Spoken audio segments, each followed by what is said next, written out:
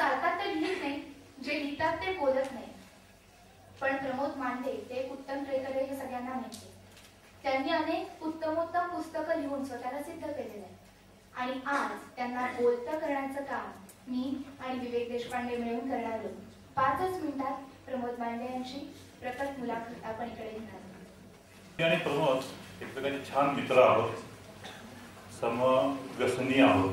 व्यसनी म्हणजे ट्रेकिंगच्या बाबतीमध्ये व्यसन म्हणजे मी, तोही हिंडतो मीही हिंडतो, त्याच्यामुळे समव्यसनी आहोत.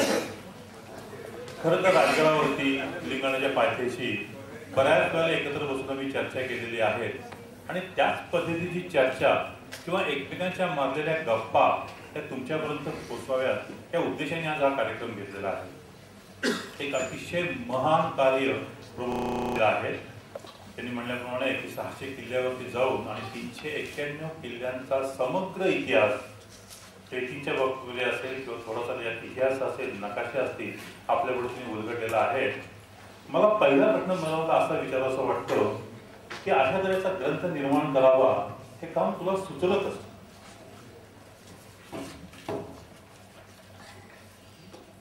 सुचलं कसं हे सांगतो, पण एक लक्षात घ्या, 2 बाजूला 2 पांडे मध्ये मांडे बघ.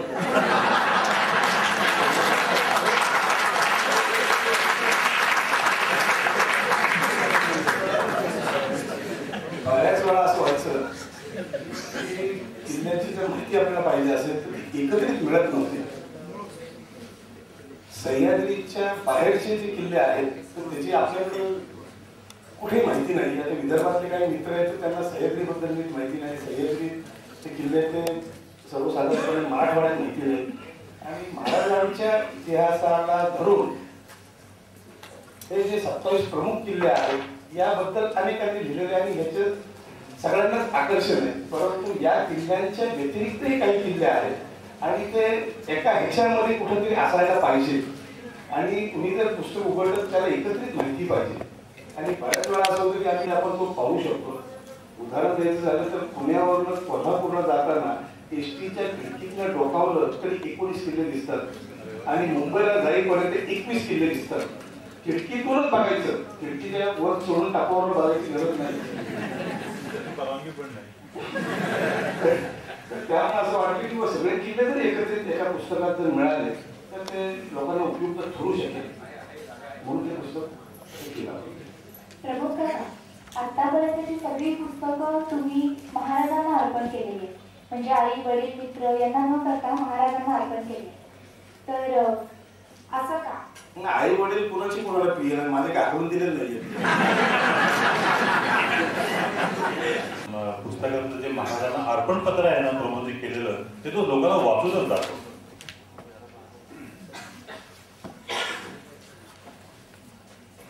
आई जगदंबा प्रसन्न, श्रावण शुद्ध चतुर्थी, शके 1931, शिवशक 336.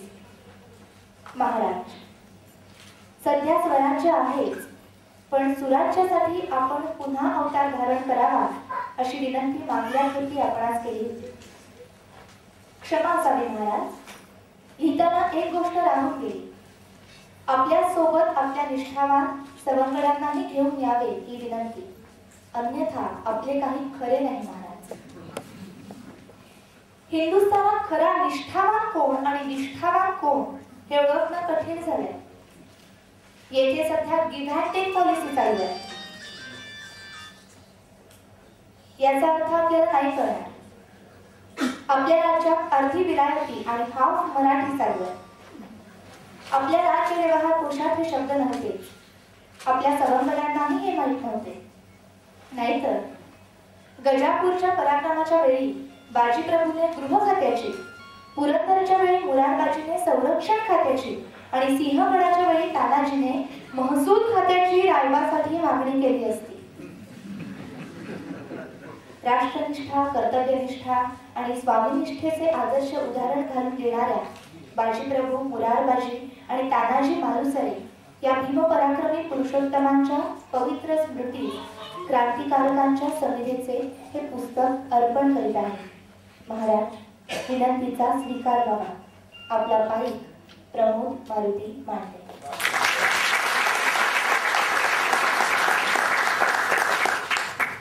प्रमोद, तुझ्या पुस्तकात अनेक वैशिष्ट्य आहेत, वेगळं पण जाणवतो नक्की. त्याची सुरुवात तर मला असं वाटतं कव्हर पेज पासूनच होते. मला असं वाटतं रायगडाचा फोटो आहे, म्हणजे मला थोडंफार घरात समजतं की जी लागली त्याप्रमाणे रायगडाचा असावा, पण कुठून काढायचं माहिती नाही. ते तुम्हाला सांगू ते सांगणार नाही, कारण सांगणार ना अशासाठी की आता काय तुम्ही तिथं जाऊ शकणार नाही, कारण रायगडाचा हा फोटो जिथून घेतलेला आहे ते आता सगळं पाण्यात आहे. 2 वर्षापूर्वी ते म्हणजे धरण व्हायच्या अगोदर छत्री निजामपूर जे आहे त्या छत्री निजामपूरच्या धरणाचे जे बॅकवॉटर आहे त्या परिसरामधून हा रायगडाचा फोटो घेतलेला आहे. आणि आपल्याकडे सर्वसाधारणतः आपण पाहतो तो पाचाडकडनं या दिशेनेच असतो आणि तिकडनंच ओळखला जातो साधारणपणे.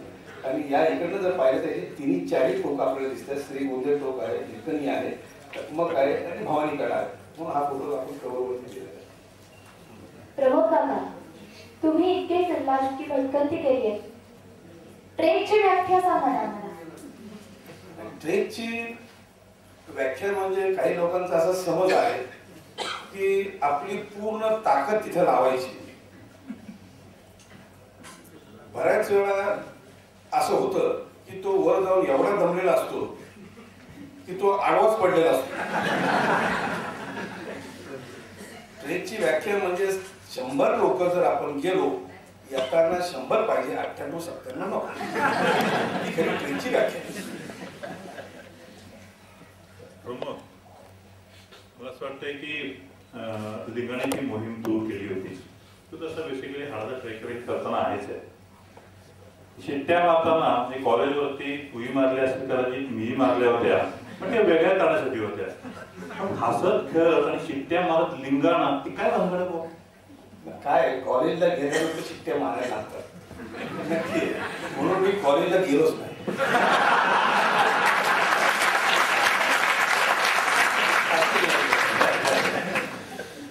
लिंगाण्याचा किल्ला जो आहे त्याच्यावर जाण्याचा मार्गच कर्नल प्रॉफरनी तोडल्यानंतर मुंबईच्या हॉलिडे हायकर्सनी काही प्रयत्न केले आणि 3 वर्षाच्या प्रयत्नानंतर म्हणजे 1818 ते 1978 म्हणजे 160 वर्षांनी पहिला माणूस वर चढला.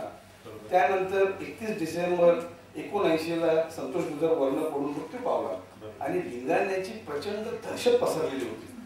ती दहशत तोडून काढण्यासाठी आमच्या पुणे व्हेंचर्सच्या संस्थेने एक टीम 8 लोकांची पाठवली आणि तिच्या माध्यमातून 2 दिवसाच्या प्रयत्नानंतर पुन्हा एकदा ती कोंबडी फोडण्यात यश आलं. यानंतर पुण्यातले अनेक ट्रेकर्स हे थोडंफार शिकून अनुभवाच्या जोरावरती लिंगाण्यावरती जायचे. त्याची टीमची संख्या 4, 5, 6 असायची आणि त्यामध्ये सुद्धा जवळचा मित्र, नातेवाईक अशांची भरती असायची. एकाने मी सांगितलं की बाबा रे, तुम्ही कसे चालता, याच्यात मला इंटरेस्ट आहे, तुमच्याबरोबर मला वर लिहून माझ्या नावाचा झेंडा नाही लावायचा. पण मी लांब बसून बघतो, त्यांनी मला हाकलून दिलं. त्यानंतर मी 3 वेळा लिंगाणा चढलो पुणे व्हेंचर्सच्या बरोबर आणि मग माझ्या असं लक्षात आलं की माझ्यासारखा की ज्याला रॉक क्लाइम्बिंग मध्ये फारसा इंटरेस्ट नाहीये असा माणूस सुद्धा पुणे व्हेंचर्स मध्ये आमचे जे सहकारी किंवा टेक्निकल गायडन्स असेल, इक्विपमेंट असतील आणि सेफ्टी प्रिकॉशन जर घेतल्या तर चढू शकतो. तर सामान्य माणूस सुद्धा चढू शकेल. म्हणून आपण 87 साली 4 नोव्हेंबरला एक मोहीम काढली, शिट्टी मारीत लिंगाणा. आता पूर्वी असं लिंगाण्यावर गेला की त्याची कॉलर ताट असायची, तो फुप्पाच्या वर राहायचा, आम्हाला खाली उभं बोलावं लागायचं त्याची. आणि जाताना लोकांना असं वाटायचं की हा लिंगाणा चालू आहे, परत येऊ की नाही. त्यामुळे आपण ती मोहीम काढली आणि त्या मोहिमेमध्ये आपण 82 जणांना आमच्या या पुणे व्हेंचरच्या सगळ्या सहकार्याच्या सहाय्याने 82 लोकांना लिंगाण्याच्या माथ्यावरती पोहोचवलं.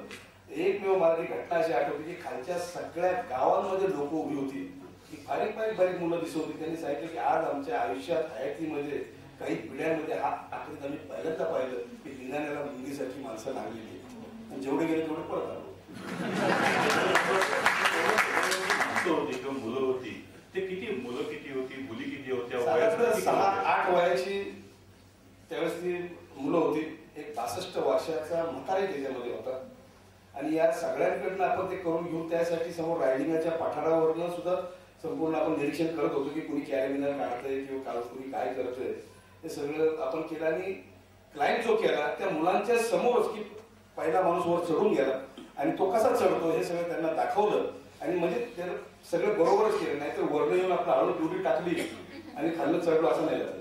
म्हणजे थोडक्यात काय तर राजलिंगाच्या पठारावरती प्रमोद महाराज बसून होते आणि जातीने लक्ष देऊन होते.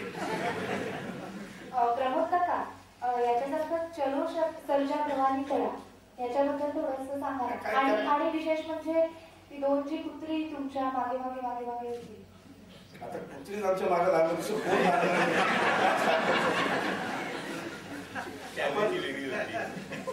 सर्जा नावाचा एक सिनेमा त्या काळामध्ये आला आणि सर्जामध्ये भवानी कडा चढण्याचं जे काही सगळं दाखवलेलं ते सगळं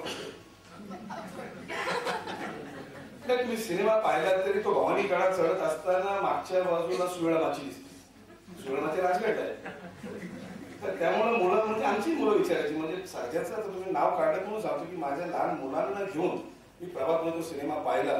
ते माझी मुलं सिनेमात ओरडली की भाऊ भाऊ भाऊ शिवाजी काय बोलतोय बघा, माझा राजगड दिसतो रायगड म्हणतोय.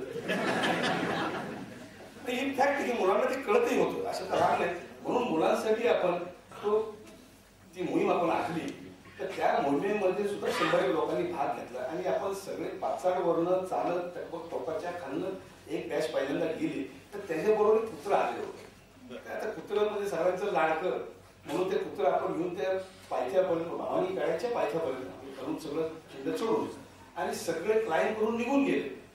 दुसऱ्या दिवशी दुसरी बॅच आली, तिला घेऊन जाताना पुन्हा कुत्र बरोबर होतं. आता हे कुत्र बरोबर आल्यानंतर लोक काय कुत्र हुशार असं कसं परत आलं. आम्ही तिथे गेल्यावर लक्षात आलं की ते वेगळं हे वेगळं, तो भाऊच आणि मग असं ठरलं की ही कुत्री जंगलातून परत नाही जाऊ शकणार, म्हणून आपण त्या कुत्र्यांना सुद्धा दिले दिलं. त्यात काय कुणाचा अपमान केला आपण असं तर काहीही भाग नाही. कुणी असं समजू नये की सर्जाचा अपमान केलाय. पण एक मला ते कुत्र्यांना सुद्धा आपण बिले दिले आणि बिले देऊन त्या कुत्र्यांना वर चढून 3 तास लागले त्या कुत्र्यांना सुद्धा. आणि त्या कुत्र्याला नुसतं असं धरून जर बाजूला केलं तरी तो असं भिंतीला टिकून बसायचा बरं का सांगेपर्यंत. त्याला जाणीव होती. आणि गंमत अशी की कुत्री जी वर चढली तर डाव्या बाजूला कडा आहे आणि उजव्या बाजूला दरी याची त्यांना अतिशय 3 तासात जाणीव झाली. त्यामुळे वर चढल्यानंतर 15 मिनिटं ती अशी डाव्या बाजूला पळायची.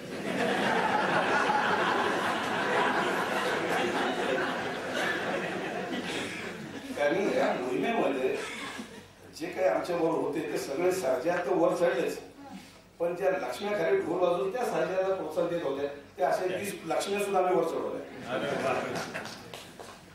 तू इतका हिंडलायस, भरपूर हिंडलायस, भरपूर ट्रेकिंग केलेलं आहेस. बेसिक कोर्स वगैरे झाला असेल? नाही कर बेसिक कोर्स मध्ये हा सह्याद्रीच नाही. बेसिक कोर्स मी हिमालयात गेलो नाही, हिमालयातला कुठल्याही प्रकारचा कोर्स केलेला नाही. तरी एवढं सगळं करत असतो. काही अवघड नाही. हेच मला काही अवघड नाही की सुरुवातीपासून ज्या लोकांच्या बरोबर मी हे ट्रेक केले सुरुवातीला अतिशय काळजीपूर्वक. एक तर पहिली गोष्ट अंगाला कुठे खचडलं नाही पाहिजे. त्याचं कारण असं आहे की शाळेला दांडी मारून जायचो, त्यामुळे घरी आल्यानंतर उत्तर देणं हे कठीण होईल. आणि मग त्याच्यातनं ती थोडी थोडी सवय लागली. आणि मग पुढे टेल्कोत ज्यावेळेस मी नोकरीला लागलो, मी सध्या ज्याला टाटा मोटर्स आपण म्हणतो, तिथे सेफ्टी ह्या गोष्टी होत्याच. त्यामुळे ह्या सगळ्याचा एक परिपाक असा की अतिशय व्यवस्थित जायचं. कुणी बरोबर असेल त्या सगळ्यांनी व्यवस्थित यायचं ही एक सवय तिथं लागली. आणि व्हेंचर्स नंतर या संस्थेबरोबर बरीच वर्ष ट्रेकिंग केलं. मला माझ्या त्या संस्थेचा अभिमान आहे की अजून असा ऍक्सिडेंट झालेला नाहीये कुठला. वा सुंदर. ह्याच्याकरता आपण मनसोक्त टाळ्या वाजवून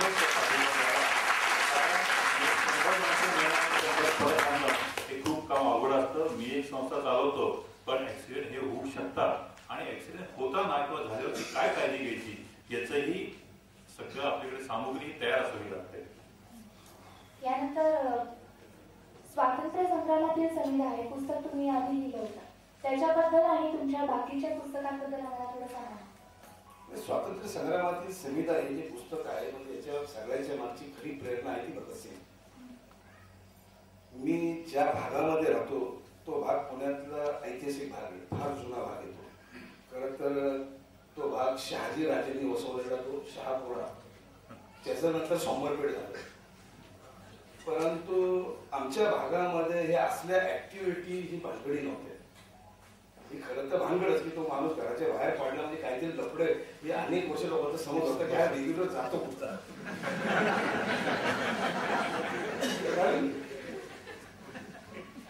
याला 2-4 डोंगर पाहिले म्हणजे सगळं संपलं, किल्ले 2-4 पाहिले म्हणजे सगळं संपलं, असा सगळा समज असलेला तो भाग आहे त्या सोमवार पेठेमध्ये. त्यामुळे तिथे बाकीच्या ऍक्टिव्हिटी वाचन हे काही नव्हतं, कारण माझं सगळे ज्ञानाचे दरवाजे उघडले ते सिनेमा थिएटरमध्ये. त्यामुळे भगतसिंग मला सिनेमातून कळालं, तर उपकार सिनेमाचे माझ्यावरती उपकार आहेत, भगतसिंग आहेत, की हे सिनेमा बघून मला भगतसिंगांबद्दल कुठेतरी असं आपुलकी आस्था एक काहीतरी. आणि अभ्यासाला काही चान्सच नव्हता, शाळेतच वेळ नव्हता अभ्यास करायला, त्यामुळे बाहेर ते काय करायला. आणि म्हणून मी भगतसिंगांची ती 50वी पुण्यतिथी दिल्लीमध्ये झाली, की जरा इंदिराजी होत्या, म्हणजे त्यावेळेचे गृहमंत्री जयसिंग होते, तर या लोक तिथं हजर असताना जयसिंगांचं जे भाषण तिथं ऐकलं गेले ते अविस्मरणीय भाषण, माझ्या आयुष्यातले सगळ्यात चांगलं भाषण होतं ते भाषण. आणि त्यामुळे मला तिथं काही क्रांतिकारकांना भेटायला मिळालं, पाहायला मिळालं. आणि मला त्यातनं असं वाटलं की आपणही काहीतरी केलं पाहिजे आणि काय करायचं याच्यावर 14 वर्ष विचार केला. आणि त्यानंतर ते एक्झिबिशन उभं केलं. माननीय मुख्यमंत्री मनोहर जोशी आले होते अमरावतीमध्ये प्रदर्शन पाहायला. त्यांनी ते पाहिलं आणि सांगितलं तुला कळत नाही मी मुख्यमंत्री आहे. म्हणलं ते तर रोज पेपरला छापून येते. म्हणजे मला हे सगळं प्रदर्शन मी वाचणार केव्हा याच्यावर पुस्तक कर म्हणून आपण ते नंतर त्याच्या विषयावर. तुला आठवते का प्रमोद, म्हणजे मनोहर जोशींचा उल्लेख केलास म्हणून आपण दोघं त्या मनोहर जोशींना घेऊन पुण्यापासून राजगडावरती गेलो होतो आणि मनोहर जोशींकडे राजगड चढायला आपल्याला 2.5 तास लागले होते. आपण एरवी आम्ही साधारणपणे 25 नाही पण 35 ते 40 मिनिटात राजगड चढू शकतो. पण त्या दिवशी प्रमोदचं आणि माझं बोट मुख्यमंत्र्यांचे भावी मुख्यमंत्री त्यावेळेला ते नव्हते मुख्यमंत्री. आणि मला एक आठवण सांगायची वाटते की राजगडावरती जेव्हा मी वरती गेली आणि पाली किल्ल्यावर जायचं आधी यायला तयार नव्हते. प्रमोदने आणि आम्ही खूप गळ घातली की कशी कशी यायला तयार झाली. पाली किल्ल्याच्या 2-3 पायऱ्या चढल्या आणि समोर एक जिवंत पुरुष त्याला समोर दिसलं. तिथून परत म्हणाले मी आता इथून मागे फिरतो. आणि कसं तरी करून आम्ही त्याला वरती नेलं. त्याच्यानंतर सगळ्यांनी त्यांना शुभेच्छा पण दिल्या होत्या की आता भारताचे भावी मुख्यमंत्री तुम्हीच आहात म्हणून. आणि मला असं वाटतं की कदाचित त्यांना शिवाजी महाराजांनी राजगडावरती असल्यामुळे किंवा एक भावी मुख्यमंत्री राजगडावरती येतोय म्हणून शुभाशीर्वाद दिले असावेत आणि म्हणून ते मुख्यमंत्री झाले. तिथं त्यांनी ती शपथही घेतलेली होती की मी मुख्यमंत्री जर झालो तर त्यानंतर झालेलं की मी मुख्यमंत्री झालो तर मी सगळं मंत्रिमंडळाला घेऊन येईल. पण ते स्वतःच एवढे घाबरले की तेही आल्यानंतर मुख्यमंत्री किल्ला आझादी के दिवाने एक क्रांतिकारकांच्या जीवनावरचं आणि सैन्यातील रत्नभांडार ही 2 प्रदर्शनं तू भरवलेली आहे. मला असं वाटतं की जसं तू ट्रेनिंगसाठी या संबंध मोहिमेसाठी प्रचंड खर्च खिशातनं केलेला आहे तसंच या पुस्तकाच्या किंवा त्या प्रदर्शनासाठी पण केला होता. त्या प्रदर्शनाविषयी थोडंसं सांग. प्रदर्शन कसं की बऱ्याच वेळा एकाच किल्ल्याचे 50, 60, 70 फोटो याकडे दाखवले जातात. आणि पुण्यातही म्हणजे चांगलं प्रदर्शन झालं होतं रायगडाचं. तर रायगडाचे खूप फोटो होते. त्यांना म्हणतो की हे आपण बाहेर इकडे तिकडे डिस्प्ले करायला पाहिजे. तर त्यांनी सांगितलं नाही माझी असं कल्पना आहे की हे प्रदर्शन मी रायगडच्या पायथ्याला लावतो. मी म्हणलं रायगडच्या पायथ्याला रायगडचं कसं प्रदर्शन लावतो. दिल्लीत लावलं तर लोकांना रायगड आवडेल, आग्र्यात लावलं तर लोकांना रायगड आवडेल. परंतु वेगवेगळे जे किल्ले आहेत ह्या किल्ल्यांना आपापला चेहरा आहे आणि हा चेहरा लोकांच्या समोर यावा म्हणून आपण प्रत्येक किल्ल्याचं एक फोटो अशा स्वरूपाची ही एक्झिबिशन आपण त्यावेळेस प्रेझेंट केली की लोकांना. मी नाशिकमध्ये राहतो, सटाण्यामध्ये जे किल्ले आहेत 15-16 ते आपण मांडले असताना सटाण्यातला एक माणूस मला बडबड करत होता की माझ्या तालुक्यात एवढे किल्ले मला कसे माहित नाही. म्हणजे ते मला कसं माहित आहे तुला का माहित नाही. त्यांनी सांगितलं त्यावेळेस की मग मी आता हे किल्ले पाहिजे माझ्या तालुक्यात असल्यामुळे. त्यामुळे त्याचा चेहरा आणि माहिती असेल तर लोक जातात असं माझा अनुभव आहे. हे मंदिरावरून आठवलं की दक्षिणेकडची जवळजवळ 5 मोठी मंदिरं छत्रपती शिवाजी महाराजांनी खुली केली असं तुझं विधान आहे. ते नेमकं काय. माझं विधान नाहीये ते महाराजांनी केलं तेवढं सांगितलं नाही. ते असं की महाराज ज्यावेळी दक्षिण दिग्विजयाला गेले तर त्यावेळी दक्षिण भारतामधली ही जी 5 प्रमुख मंदिरं ते असंच मानतो आपण. अनेक मंदिर तिथं. त्यातलं सगळ्यात पहिलं जर देऊळ कुठलं असेल तर मल्लिकार्जुन म्हणजे श्रीशैल 12 ज्योतिर्लिंगांमधलं एक. तिरुपती की ज्याला आज आपले सगळे बालाजीला जातात काहीतरी मागायला, देहरादून जात नाही ते 12 जातात. तिरुवनमलाई, वृद्धाचलम आणि चिदंबरम ही 5ही देवळं शिवाजी महाराजांनी उघडलेली आहेत. ही 48 ते 50 वर्ष दरवाजे बंद करण्यात आलेले होते. ही देवळं आपण पाहिली त्या परिसरातले आणि किल्ले आपण पाहिले. कारण महाराज जिथं जिथं गेले तिथपर्यंत आपण जायचं, ते बघायचं, त्यांच्या दृष्टीला काय वेगळं दिसलं असेल हे पाहायचं. या एका भावनेपोटी आपण हे सगळं केलं. प्रबंधका, मला माहिती आहे की तुमचं वाचन दांडकं आहे, म्हणजे 2500 पेक्षा जास्त पुस्तकांचा तुमच्याकडे संग्रह आहे. तर त्याविषयी तुमच्या इतर छंदांविषयी आम्हाला सांगा. पुस्तकाचं माझ्याकडे सर्व आहे ते सगळे विकत घेतले. नाही, मला याच्यावरून असं सांगू असं वाटतं की आज सुद्धा इथं बसलेल्या प्रत्येक माणसाने प्रमोदचं पुस्तक विकतच घ्या. पुस्तक हा सगळ्यात चांगला मित्र. म्हणजे मला असं म्हणायचं की एकच पुस्तक जर आहे ते तुम्ही 2 वर्षांनी 4-5 वर्षांनी पुन्हा वाचलं तर ते पुन्हा नवीन माहिती देतं. मी शिवचरित्र अनेक वेळा वाचलं, प्रत्येक वेळेस मला काहीतरी नवीनच त्याच्यात कळालं. कुठलंही तुम्ही पुस्तक घ्या, त्या पुस्तकातून आपल्याला ती माहिती मिळते आणि तो खरा प्रामाणिक मित्र आहे. म्हणून मी ते घरात पुस्तक सांभाळले. छंद काही आहेत का? छंद काही आहे इतर सांगण्यासारखे, काही न सांगण्यासारखे.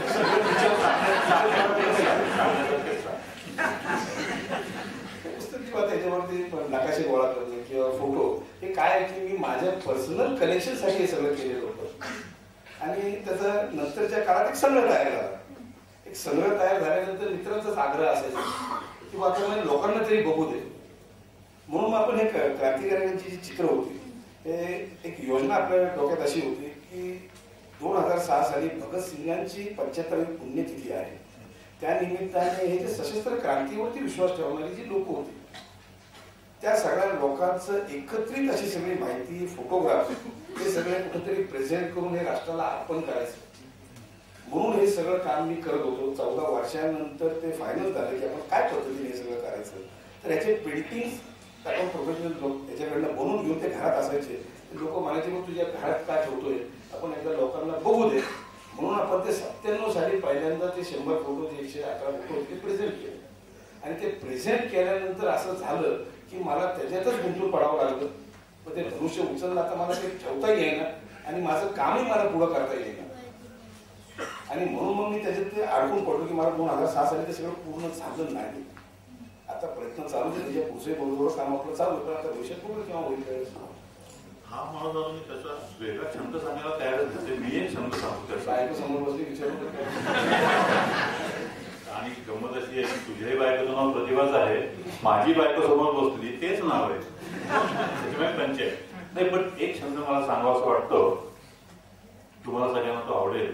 प्रमोदला मित्र जमा करण्याचा प्रचंड मोठा छंद आहे. हे सगळे जे बसलेले आहेत ना, त्याच्या प्रेमापोटीच आलेले आहेत, सगळे मित्रच आहेत त्याचे. आमच्याच बाकीचे नाही सांगितलं तरी चालतील. मित्र ही संपत्तीच आहे माझी होती. कारण मला इतर पैशाची छन्नी नाण्याची कधीही गरज वाटली नाही त्याची. माणसं हा छंद आणि महाराजांच्या आयुष्यात मी शिकलो तोच की तोच लोकसंग्रह. शिवाजी महाराजांनी एकाही माणसाला काही दिलेलं नाही, काहीही दिलेलं नाही. जे काही ट्रेडिशनल होतं त्यातलं कुठलीही गोष्ट दिलेली नाही. तरी ती लोक महाराजांसाठी उभी राहिली, ती त्यांच्या प्रेमापोटीच, ती त्यांच्या निष्ठेपोटीच आणि त्यांच्या शुद्ध चारित्र्यापोटीच. त्यामुळे महाराजांकडनं हा जो गिव्ह अँड टेक पॉलिसी की जे आज आहे की तुम्ही मला काहीतरी द्या तर मी तुमच्याकडे काहीतरी करतो, तर हा प्रकरण कुठेही महाराजांच्या चरित्रात नाहीये. म्हणून मला त्यांचा तो गुण अतिशय आवडलेला गुण आहे आणि म्हणून माझे मित्र मी सांभाळले. मला एक असं विचारायचं वाटलं, एक गंमत म्हणून की एवढी पुस्तकं तुमच्याकडे आहेत, एवढी चित्र तुमच्याकडे आहेत, फोटोचा तुमच्याकडे संग्रह आहे घरामध्ये, तुम्ही कुठे राहता? तुम्ही घरात? मी राहतो ते पुस्तकाच्या घरात. माझं घर नाही, ते घर आहे ते पुस्तकाचंच घर आहे. म्हणजे मला असं वाटतं की मी नेहमी चिदंबरीची मुलाखत घेताना म्हणायचो की चिदंबरीच्या घराला ज्या भिंती आहेत त्या पुस्तकाच्या आहेत. मला दुसरा माणूस सापडला की ज्याच्या घराला ही पुस्तकाच्या भिंती आहेत. त्याच्या घराचं नाव हे तुम्हाला माहिती नसेल, काही जणांना माहिती असेल, राजगडच आहे. अरे राजगड नावाची काय काय लोक सांगत नाही. मला असं वाटतं की मी प्रमोदला वेगवेगळ्या अंगातनं पाहिलेला आहे, वेगवेगळ्या दृष्टिकोनातनं पाहिलेला आहे.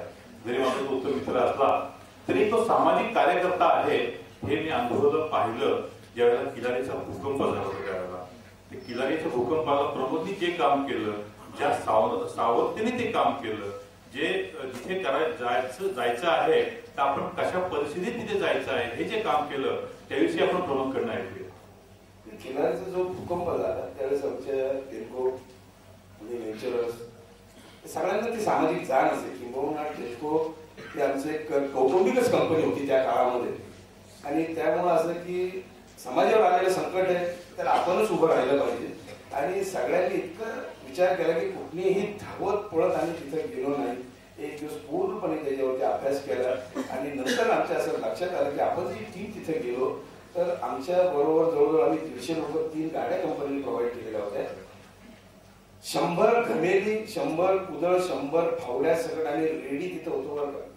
मला असं वाटतं की हे कारण तिथं गेल्यानंतर खड्डे खांदावे लागतील, भीती उकरावे लागतील याची अगोदर इथं आम्ही विचार करूनच तिथे गेलो. तिथे अनेक संघटना आल्या, कोणाला नाव ठेवायचा प्रश्न नाही पण आल्यानंतर करायचं का हाच प्रश्न कारण एकही हत्यार कोणाला नव्हतं. त्यामुळे आम्हाला तिथे एक गाव देण्यात आलं आणि त्या गावासाठी आपण भरपूर काम केलं. तिथं तावशीगड योगायोगाने आम्हाला मिळालं कारण ट्रेकिंग संस्था म्हणून त्यांनी तावशीगड असं गाव आम्हाला दिलं होतं. तिथलं त्याच्यानंतर मला असं वाटतं तिथला तो अवसर राहिला असेल. हो, शेजारीच केलं. दुसरं मला आठवतंय म्हणजे हे झालं की प्रमुख सामाजिक कार्यामध्ये काय काय करू शकतो ते, पण मला असं वाटतं कर्तव्यनिष्ठूर कसा आहे तेही मला इथं जाणवलं होतं. योगायोगाने त्यावेळेला मी त्याच्या बरोबर होतो. राजगडावरची घटना आहे कदाचित 1982 साल असावं. आमचा उत्सव चालू होता. श्री शिवाजी राजगड स्मारक मंडळाचा ध्वजारोहण झालेलं होतं. दिमाग आणि भगवा झेंडा तिथे फडकत होता आणि असं लक्षात आलं की जेवणानंतर आम्ही गप्पा मारत बसलेलो असताना उद्याच्या कार्यक्रमाची गुंजवणी दरवाजाकडनं 2-4 वेडी माणसं, त्यांना वेडी म्हणायला हरकत नाही, येत होती वरती. त्यातला एक माणूस जवळजवळ 50 ते 60 फूट खाली पडला. वरती 3-4 माणसं आली, धावत आली, आम्हाला काहीतरी मदत करा, आमच्याकडे काही नाहीये. जसे की ते कच्चे ट्रेकर होते, काही माहिती नव्हतं, अवघड वाटेवर आले होते. आणि मग आमची धावपळ सुरू झाली. त्यावेळेला बघितलं तर राजगड स्मारक मंडळाकडे तसं काही आम्ही इक्विपमेंट नव्हतं. 82 सालची गोष्ट आहे. प्रमोदला दिसला तो ध्वजाचा दोर. आता पंचायत अशी की नियमाप्रमाणे संध्याकाळच्या ध्वज खाली उठवायचा येत नव्हता. साबीर शेख महाराष्ट्राचे माजी मंत्री आणि शिवसेनेचे नेते त्यावेळेस तिथे होते. आम्ही असं लक्षात आलं की तो दोर आम्हाला काढायचा होता कारण त्या मुलाचे प्राण वाचवणं जास्त महत्वाचं होतं. त्यावेळेला प्रमोद, मी, त्या साबीर शेख आणि आमची प्रचंड त्या विषयावर भांडणं झाली. शेवटी आम्ही तो दोर नाईलाजाने काढला. मला वाटतं की पुढचं जे आहे ते आपण कसे त्याच्यातनं गुजरावरून खाली उतरलो ते प्रमोद समजून सांगितलं. प्रश्न दोर पाहिजे होता, ध्वज तर संध्याकाळशिवाय उतरवायचा नव्हता. पण जर त्या दोरामुळे जर त्या मुलाचे प्राण वाचत असतील तर तो ध्वज आम्ही खाली घेऊन तो दोर वापरून त्याचे प्राण वाचवले होते. आजही तो मुलगा म्हणजे अजून ओळख ठेवली. भास्कर सुरुवातीचं मला त्याच्यानुसार असंच याच विषयावरती भटकंतीमधला एखादा चित्तथरारक अनुभव किंवा एखादा घडलेला अपघात, म्हणजे अपघात तुम्ही नाही म्हणता पण तरी अशी एखादी घटना असेल इतके वर्ष ट्रेकिंग केल्यानंतर. अपघात किंवा असं नाही, काही वेगवेगळे अनुभव त्याच्यात आले. म्हणजे खरोखर आता म्हणजे मला दुर्ग महर्षी उपाधी दिल्यामुळे मला असं वाटतं की माझं वय एकदम वाढलं. हा ना, खरं पण याच्या अगोदर मला खूप लोकांनी पदव्या दिलेल्या आहेत. त्यातल्या पदव्यामध्ये एक असं की चोर म्हणून पकडलं, दरोडेखोर म्हणून पकडून ठेवलं आणि एक अतिशय महत्वाचं म्हणजे आपले जे जनरल होते अरुण कुमार वैद्य यांचा खुनी म्हणून पकडून ठेवलं होतं. आणि माझ्या बरोबरचे 2 आरोपी इतर बसलेले समोर आम्ही तिघांना पकडून ठेवलं होतं अतिरेकी म्हणून. आणि भरतगड नावाचा जो किल्ला पाहायला गेलो त्यावेळेस आम्ही आमचं साहित्य एका ठिकाणी ठेवलं, कुशे म्हणून होते, त्याचा पत्ता मिळाल्यामुळे थोडं अंतरावर होते. ते ठेवून किल्ला बघायला गेलो. त्या पोलिसाला असं वाटलं की जिंदा सुखात आले. त्या पोलिसांनी बिल्डिंग लावली बरोबर, मागणं 10-12 मुलं, आजूबाजूने 2-3 आणि असे पकडून त्यांनी बरोबर ट्रॅप करून आम्हाला त्या चौकीच्या जवळ आउटपोस्टच्या इथं आणलं. एकदम समोर आलं. तरुणच पोरं, शिपाई करता तो शिकवलंच होतं. ते 15-20 दिवस लागलेलं. चला म्हणलं चौकीत. म्हणून आम्हाला त्याने चौकीत नेलं. पहिलं उभं केलं चौकीच्या बाहेर कुलूप उघडलं, आत शेळ्या मेंढ्या भरलेल्या होत्या, सगळ्या पहिले आचरल्या, सगळीकडे लेण्या पडलेल्या होत्या त्याच्यात. आम्ही आपल्या तिथं त्या बसलो त्याच्यावरती. तो मग आत आला, त्याच्या मागं ती लोक आली. तो आमच्या चेहऱ्याकडे बघायचा आणि पाठीमागं बघायचा. आणि त्याला विचारलं, बाबा काय झालेलं आहे? त्यांनी विचारलं कुठून आले? पुण्यावरनं. मग म्हणलं बरोबर घटना पुण्यातच भेटली, पुण्यातच भेटलेली आहे. आणि मला लक्षात आलं की हा मागं काय बघतो. ओळख बघितलं तर मागं जिंदा सुखाचे ते फोटो लावले होते वॉन्टेड म्हणून. त्याला सांगितलं आम्ही की बाबा आम्ही मराठी बोलतो, मराठी बोलणारे अतिरेकी यायचे.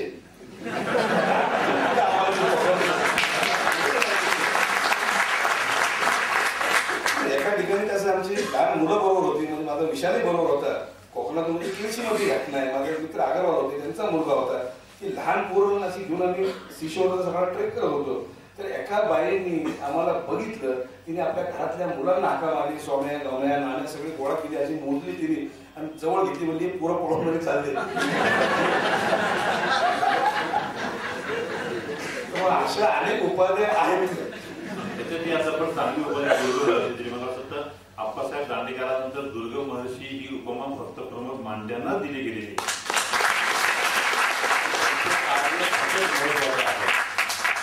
असं वाटतं की नेमका जिंदा सुखाचा चेहरा तुझ्यासारखा आहे का तुझा चेहरा त्यांच्यासारखा? पण त्याच्यामध्ये गोंधळ असा व्हायचा की हे बऱ्याच वेळा जिथं जिथं प्रॉब्लेम मध्ये आम्ही आलो असं म्हणण्यापेक्षा आम्ही या लफड्यात गुंतलो. प्रत्येक वेळेस आनंद पाळते बरोबर. त्यामुळे आम्ही नंतर असं लक्षात घेतलं की माझ्यात काही फॉल्ट दिसत नाही. आनंद आहे का इथे आता? आहे नाही, पण आज कुठलाही प्रॉब्लेम येणार नाही. एकच मला फक्त थोडंसं सांगायचं की जे मागे उभे आहेत आणि त्यांना दिसत नाही, त्यांना बाहेर स्क्रीन लावलेला आहे, तर त्याचा त्यांनी लाभ घ्यावा. हा म्हणजे त्याच्यात जिवंतपणा कदाचित नसेल, नाहीतर मग एक काम करा, उभं पाय दुखले समोर येऊन बसायला सुद्धा हरकत नाही. आमची हरकत नाहीये, प्लीज. हा मध्ये बसायला सुद्धा हरकत नाहीये. कृपया बसा, कारण तुम्ही उभे राहिला तर कदाचित आमचेही पाय उभे राहतील.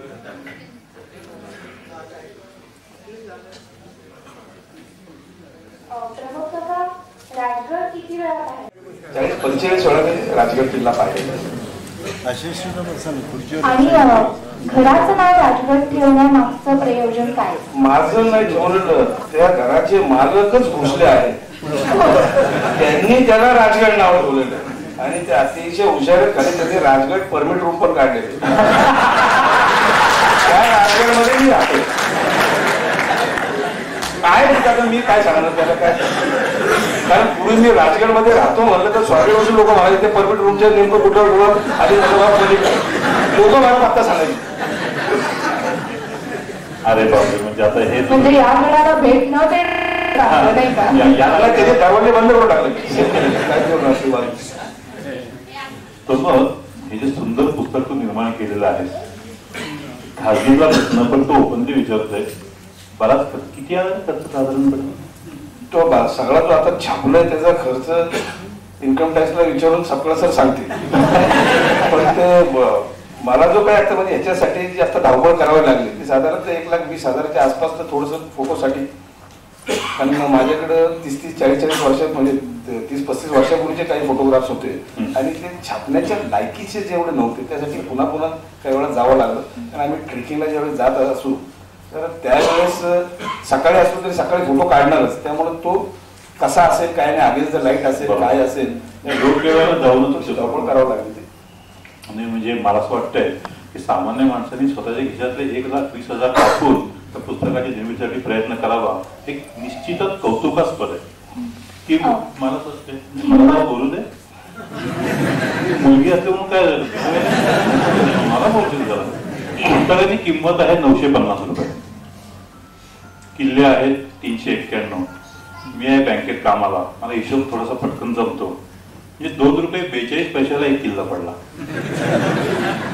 परत स्वस्त आहे.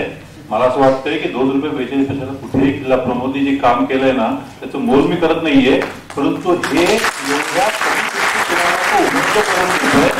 प्रत्येकाने जातानाची एक विनंती आहे की कृपया ते पुस्तक विकत घ्या. अनेक पुस्तके विकत घ्या. ज्यावेळेला एखाद्याचा वाढदिवस असेल त्यावेळेला पुस्तक विकत घेऊन द्या. पुस्तकाची किंमत अजिबात जास्त नाहीये. निश्चित विकत काय मला तेच सांगायचं की तो किल्ला आणखीन कमी रुपयांना मिळणारे आज 750 रुपयांना हे पुस्तक सवलतीच्या दरामध्ये आपल्याला उपलब्ध होणार. अरे वा, म्हणजे मला दोघांना सत्तासाठी मॅनेज केलेलं नाही.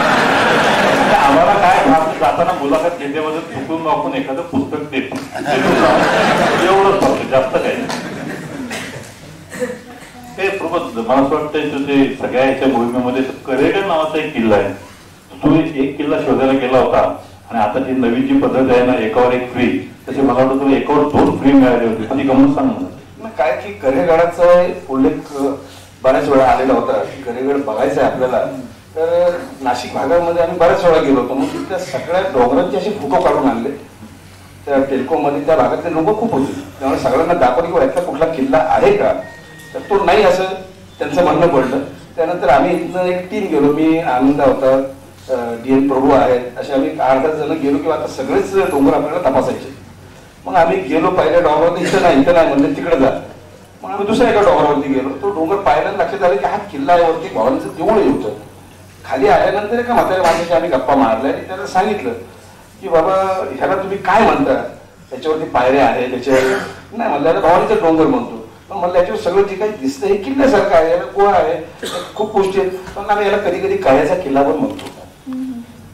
म्हणतात बाबा हा किल्लाच आहे. मला कशावरून किल्ला तुम्ही याला म्हणता. मग त्याला किल्ल्याचे डेफिनेशन आम्ही सगळं सांगितलं. तुम्हाला हे असलं तर त्याही किल्ल्यावरती आहे की तो किल्ला म्हणा की कुठला, मग तो दुंदागड. मग आम्ही दुंदागड बघायला गेलो. तो दुंदागड दिसला आणि मग नंतर भविष्यामध्ये आपल्याला तिथे अजमेर ते बिष्टा हे सगळं सापडलेच ना त्याच्यामध्ये. कारण कसं आहे की आज किल्ला नेमका कशाला म्हणायचं याची कुणीही डेफिनेशन केलेली नाही. त्या काळामध्ये काही ऑब्झर्वेशन पॉइंट म्हणून होते, त्या काळामध्ये काही वॉच टॉवर म्हणून जे होते की त्याच्यावरती ती टेम्पररी जी सोय होती त्याला सुद्धा आज आम्ही किल्ला म्हणूनच हे सगळं करतोय. त्यामुळे कदाचित त्याची माहिती कमी असेल, त्याच्यावरती इतिहास घडला नसल्यामुळे उल्लेख आले नसतील. दुर्दैवाने गॅझेटियर मध्ये त्याचे उल्लेख आलेले नाहीये. असे अनेक किल्ले आपल्याला आता या भटकंतीमध्ये आढळले. तरी ते तो शोधण्याचं मोठं काम केलं असं मला म्हणायचं. मोठं काम नाही, त्याची भर पडली त्याच्यात, एवढंच आहे. म्हणजे आतापर्यंत किल्ले होते पण माहिती नव्हती. ते माहिती करून देण्याचंच मोठं काम म्हणजे. एकदा तुम्हाला होळीच साजरी करा म्हणजे तुम्ही दिवाळी सुद्धा घरी नसायचा. दिवाळी फार मोठा त्याग असं काही नाही, कारण मी फटाके वाजवतच नव्हतो.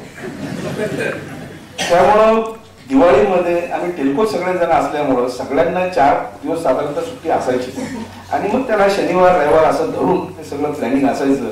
आणि म्हणून आम्ही ते दिवाळीमध्ये मध्ये गेले 25 दिवाळी आहेत आम्ही बाहेर काढले. एक दिवाळी घरी राहिलो तर भांडून ताप झाला. फटाका वाजवू नको, हेच करू नको, त्याशी तेव्हा तुम्ही बाहेरच राहा, म्हणजे दुसरी बाजू ये तर दिवाळी बाहेर. 2000 साली बिहारात घेतलास, म्हणजे स्वेच्छानिवृत्ती पत्करलीस, बरोबर. मला असं वाटतं की स्वेच्छानिवृत्तीची कारणं बरीच असू शकतात. एक तर आपल्या बॉसची न पटणं हे महत्वाचं कारण. दुसरं म्हणजे आपल्याला काहीतरी वेगळ्या ध्येयाने आपण प्रेरित झालेलो असतो, जसं तू झाला होतास. तर बिहारात घेतल्यानंतर म्हणजे मला असं वाटतं की अनेक वेळेला म्हणजे मार्गदर्शकांना तात्यानं सुद्धा अनुभव आला होता की नोकरी करत असताना त्यांना मनासारखं वागता यायचं नाही. चिदंबरमही तो अनुभव आला होता की त्यांची नको त्या ठिकाणी बदली केली जायची. ते जायची ही गोष्ट सोडून दे, परंतु त्याच्याशी बदली केली जायची. तर तसं तुला काही नोकरीमध्ये अनुभव आले का की कुठेही प्रोत्साहन दिलं गेलं नाही किंवा अडकाटी आली म्हणून तू बिहारात घेतलास आणि या कामासाठी वाहून असं ना. माझं आणि नंतर मॅनेजमेंटचं पटत नव्हतं हे तितकंच खरं, कारण मी दांड्या मारले की त्यांना ते पाठायचंच नाही. आणि साहजिक आहे, त्यांना कंपनी चालवायची आणि मला ठेवायचा होता. परंतु असं की एका सर्कल लिमिटला आल्यानंतर मला असं वाटलं की आता आपल्याला 2-2 दगडावरती हात ठेवणं कठीण आहे. आणि बालकी जर आपल्याला याची आवड आहे तर आपण याच्यामध्ये वाहून घेऊ शकतो आणि काहीतरी अभ्यास आपण करू शकू असं एक थोडंसं मला वाटल्यानंतर मी तो विचार केला. म्हणजे आजही टेल्कोनी बोर्डवर सेवेला तर मी जाईन, तो काही प्रश्न नाही. परंतु मी त्यावेळेस बाहेर पडलो की मला हे सगळं करता यावं आणि निश्चितपणे त्यावेळेला बाहेर पडला म्हणून आपण आजचा दिवस पाहू शकतो असं मला वाटतं. कारण पूर्णपणे त्या विषयाचे काम करू शकतात. तो एक मुलाखत घेताना मला आणि मुलगीला दोघांना जाणवतंय की तुझ्या सोबत एक बिनधास्तपणा आहे. पुन्हा माताची का पिताची? वडील आमचे शांत आहेत, वडील समोर बसलेले. आई मात्र बिंदासच होती. कारण बिंदासपणा असा आलाय की बाहेरून रडत घरात आलं की आई पाडवायची. घरी रडत यायचंच नाही, परत बाहेर उठवायचं सगळं. घरात तक्रार भानगडच नाही, त्यामुळं बाहेर एखाद्याला मारायचं आणि तो घरी सांगायला येतोय म्हणून पण मारायचं घरी जाऊ नको. धन्य ती आई. मला ते महाराजांचं खरं म्हणलं तर म्हणावंसं वाटतं, तुम्ही नाही म्हणत आता. पुढे मी असं ऐकलं की तुम्ही शाळेला दांड्या मारून सिंहगडावर जायचा. म्हणजे मला सांगा की शाळा आवडत नव्हती का सिंहगड आवडत होता? आवडत दोन्ही होतं, आवडत दोन्ही होतं. शाळेमध्ये काही जायचं असं वाटायचं नाही, कारण मी अतिशय हुशार होतो. त्यामुळे ते शिक्षकांना पाठायचंच नाही. हुशार आणि कळत काहीच नव्हतं. सिंहगड मी 4 वर्ष तर नुसतं आम्ही सिंहगड बघत होतो की मित्र मग दरवेळेस कोणीतरी तयार व्हायचं की चला जायचं म्हणून सिंहगड ते बघायचो. शाळेला दांडी मारायचे म्हणजे ते एक स्किल होतं, कारण घरात आई ओरडली तरी माझ्या वर्गात ऐकायचं. एवढी शेजारी शाळा होती, तिला ते सगळं चुकवून इन टाइम शाळेच्या वेळेला जायचं. लक्ष असायचं धाकट्या बहिणीचं. पुढच्या दरवाज्यातून आत शिरायचं, मागच्या दरवाज्याने उडी मारून सगळं तयार झालं सायकली वगैरे की सिंहगड परत तिकडनंच उडी मारून आत यायचं. मला असं म्हणत होते की we are sailing the same boat. मी म्हणजे सायकल प्रवास जो असायचा ते जातो त्याला दांडे सगळे माणसं आहेत, त्यांनी घरात बसून टीएडीएचा हिशोब करायचा. काय वेगळं काम करायचं असेल तर वेगळ्या पद्धतीनेच करायला पाहिजे. पण मला एक म्हणजे शिवगडावरती जे तुला जे सर भेटले होते मास्तर आणि ते ज्या पद्धतीने इतिहास सांगत होते त्यात तुला तो बदल करा असं वाटतं होतं ते सांगणार नाही. एकदा आम्ही साधारण सिंहगडावरती होतो आणि शाळेचे शिक्षक आलेले होते आणि 200-250 पोरं होते. त्यांचे बरोबर अजून बरेच शिक्षक होते. त्या सगळ्या मुलांना त्यांनी आणला. तर सर आले, शिक्षक म्हणजे गुरुजीच मानले. ते सर म्हणण्यासारखे नव्हते, ते गुरुजीच होते. गुरुजी आपले पोरं घालून त्यांनी उभी केली त्या बारूद खाण्याच्या जवळ आणि त्या पोराला सगळ्यांना उभं करून त्यांनी सांगितलं की तो समोर दिसतोय हा शिवनेरी. शिवाजी महाराज लहान असताना आणि आई साहेब इथं उभे राहायच्या आणि तासन तास त्या शिवनेरीकडे बघायच्या. सिंहगड वरून शिवनेरी दिसतो हा नवीन शोध लागला आम्हाला. मग आम्ही दरवेळेस काय करायचो की ट्रेकला सिंहगडला गेलं की जो कोणी नवीन असेल त्याला पकडायचा की त्याने उभं करायचं, त्याला सांगितलं तुझ्यावर शिवनेरी. 4 वर्षानंतर ज्यावेळेस आम्ही शिवनेरी पाहिल्यानंतर त्यावेळी माझ्या लक्षात आलं की सिंहगड वरून शिवनेरी दिसत नाही. आणि त्या दिवसापासून आजपर्यंत त्या गुरुजींना शोधत नाही सापडले. सभागाकडे पाहतात गुरुजींचा काही खरं नव्हतं. सरांनी सांगितलं म्हणजे ते खरं, त्यात काही चूक नव्हती. 4 वर्ष तो समज होत असतो आणि त्यामुळे त्याच्यातून एक सवय मात्र मला लागली कुठून नेमकं काय दिसतं हे शोधण्याची सवय निर्माण लागली. मला असं वाटतं की माणसाला 2 हात असतात. कालांतराने साधारण 20-25 वर्षांनी 2 हात 4 हात होतात. पण टिंगाण्याच्या पायथ्याशी तो एक 5वा हात आला होता तिसरं काय म्हणत.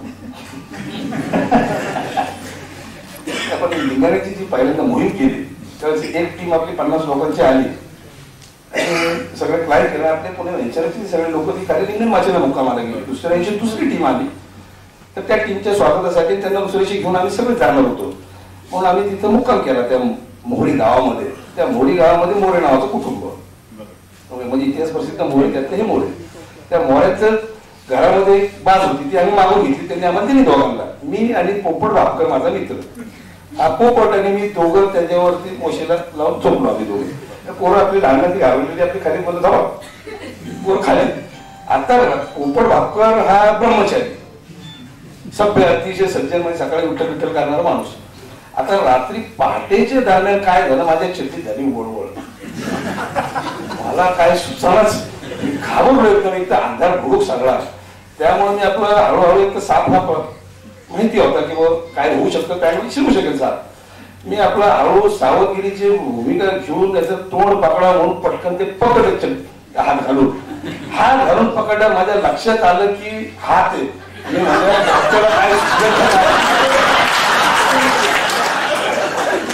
म्हणून मी तो हात घाला दोन्ही आता मी जोरात ओरडलो पकडलाय. टक्कन उठून उभा राहिला. म्हणलं ह्याचे 2 हात ह्याच्यात माझे 2 हात माझ्याकडे. हा 5वा हात खाली एकदम येऊन झोपला होता. खाली आणि त्यांनी खाल्लं हात घालून माझ्या खिशातनं पैसे काढले 35 रुपये अजून काय मिळतो म्हणतो चुकून हा काम मग त्या मालकाला मला काही उठला मुलं काही उठले मग त्याला धरला तो माझा भाऊच आहे म्हणला चोऱ्या करतोय तर बॅटरी टाकतो लोकांचा त्रास देतो हा तिकडे लांब राहतो मला त्याचे पहिले सगळे कपडे काढून घेतले फटके लावले त्याला हाकलून दिलं मग तो सकाळी उजेडला पुन्हा ते येऊनच बसलो होते तिथं कपड्यासाठी त्याला 2-3 पाणी आणायला सांगितलं पाणी आणलं त्याला कपडे दिले म्हणलं पळ येत तो पळाला पोरांना वाटलं मास्तरचं काय होडले आपले म्हणलं की म्हणून पळाला त्याला रात्री काय घडलं माहितीच नाही.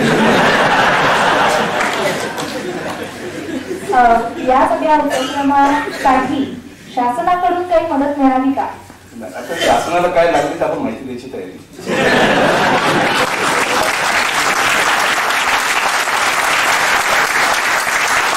आपण असं करूयात की निदान या पुस्तकाला पुरस्कार तरी ते देतील अशी आपण आशा करूया शासनाकडून. पुस्तक जरूर आहे. मी पुढचं सगळं थांबू का पुरस्कार मिळेपर्यंत का माझं काम चालू पुरस्कार ती विनंती किंवा हे जे आम्ही करू तू नाही करायची आणि तो विनंती न करता सुद्धा पुरस्कार मिळणार आहे. हे समोर बसलेला हा पुरस्कार आहे माझ्यासाठी.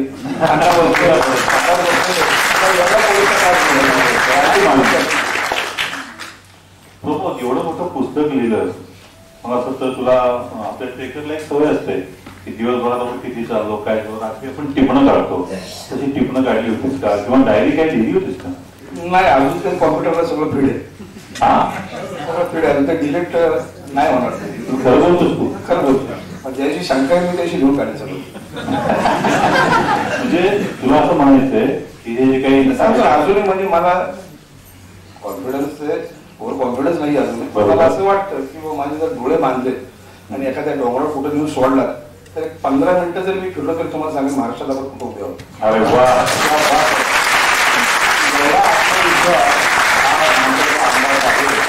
तो स्वतः कॉम्प्युटर असणारच आहे. लॅपटॉपची भेट मिळाली ठीक आहे पण तो स्वतःच कॉम्प्युटर आहे. काका तुम्ही आग्रा ते राजगड ही शिवाजी महाराजांनी प्रत्यक्ष केलेली आणि त्यानंतर फक्त तुम्हीच त्या संभाव्य मार्गावरून परत एकदा ती मोहीम राबवली. कसं काय सुचलं हे सगळं? कारण असं की गेली 25 वर्ष आम्ही त्या संस्थेत काम करतो की शिवाजी महाराज हे आग्र्यावरून सुटले आणि राजगडाला पोहोचले. तो दिवस धरून आपण गेली 25 वर्ष राजगडावरती कार्यक्रम करतो. आग्रा मोहीम शिवाजी महाराज निसटले एवढ्या पुरतीच ती मर्यादित नाहीये आणि खूप लोकांनी तेवढ्या पुरतीच ती मर्यादित धरलेली आहे आणि सगळं कॉन्सन्ट्रेशन अनेकांचं असं झालेलं आहे की महाराज पेटरातनं सुटले पेट्रोल खांद्यावर घेऊन गेले याच्या भोवतीच. इतिहासामध्ये अतिशय दूरगामी परिणाम करणारी ती मोहीम आहे. महाराज आग्र्यावरून सुटले आणि महाराजांनी मोगलांच्या विरुद्ध हत्यार सरळ सरळ उपसलं आणि पुढे मोगल सगळे नष्ट झाले. औरंगजेबासारख्याच्या करार दाढेमधनं शिवाजी महाराज निसटले. हा महाराजांचा पुनर्जन्म आपल्यासाठी ते पुनर्जन्मच आहे तो महाराजांचा. म्हणून ही मोहीम अतिशय महत्वाची म्हणून आपण 25 वर्षे काम करत होतो आणि ज्या मोहिमेच्या साठी आपण 25 वर्ष उत्सव करतोय ती मोहीमही एकदा आपण करायला काय हरकत आहे असं ते ठरल्यामुळं मग आपण ते सगळं नियोजन केलं. सर्व मी माझ्या बरोबर जी काही सगळी मंडळी आहेत तुम्ही होतातच ते आपण सगळ्यांनी मिळूनच ती सगळी मोहीम आखणी केली आणि फक्त जायला सांगितलं म्हणून मी केलं एवढंच. पण माझं असं एक तुझा अनुभव सांग म्हणजे आता ती जी मोहीम आहे त्याच्याबद्दल मी खूप काही बोलू शकेल परंतु अनुभव म्हणजे त्याला एक तर सामाजिक पदर आहे त्याला भौगोलिक पदर आहे त्याला ऐतिहासिक पदर आहे आणि आजच्या ह्याच्यामध्ये आता तो जो रूट आहे तो अतिशय खडतर रूट आहे. खडतर रूट म्हणजे खूप मोठा भाग हा सगळा जंगलाचा भाग आहे आणि नक्षलवाद्यांचा अतिशय प्रभाव आहे या भागामध्ये. त्यामुळं नंतरच्या काळात कोणाला सजेस्ट करायचं असेल तर खूप विचार करायला लागेल. म्हणजे आज आपल्याकडं तिकडची 1% सुद्धा बातमी येत नाही. या सगळ्या मोहिमेत मला छत्तीसगड मध्ये अतिरेक्यांच्या भीतीने जवळजवळ 1800 किलोमीटर उलट सोडून पळावं लागलं. 1800 किलोमीटर माझी गाडी होती माझ्याकडे. म्हणजे जे काही तिथं अनुभवलं जाताना खूप लोकांनी मला सांगितलं चालले तुम्ही आमच्या मुलाला पण न्या आमचं मुलगा हे करेल. पण आल्यानंतर मी जेव्हा सांगितलं की बाबा असं असं झालं बरं झालं आमच्या मुलाला नाही